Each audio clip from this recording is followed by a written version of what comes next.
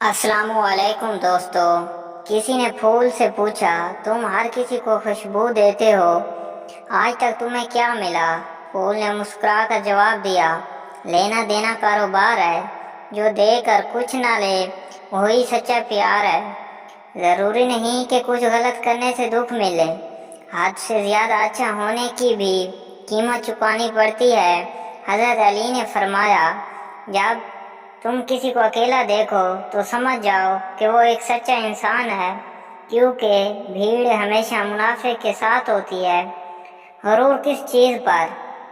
دنیا کے سارے راستے قبرستان کی طرف جاتے ہیں، چاہے وہ امیر کے محل سے نکلتے ہوں یا غریب کی جھونپڑی سے۔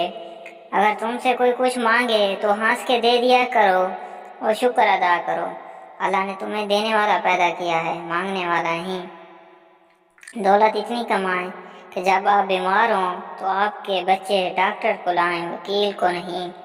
بڑھاپے میں آپ کو روٹی آپ کی اولاد نہیں، آپ کی دی گئی تربیت کھلاتی ہے۔ دیسی مرغ کے سالن میں زیتون کا تیل ڈال کر کھا لو، عورت کی روح بھی تم سے پناہ مانگے گی۔ ایسا کیوں ہوتا ہے کہ ہمارے لہجے کی تلخی سب محسوس کر لیتے ہیں، مگر ہماری آنکھوں کی نمی کسی کو نظر نہیں آتی؟ ایک عورت کی تربیت کا امتحان بہو بننے کے بعد اور اخلاق کا امتحان ساس بننے کے بعد ہوتا ہے۔ اگر ویڈیو پسند آئے تو دوستو لائک اور چینل کو لازمی سبسکرائب کریں۔ شکریہ۔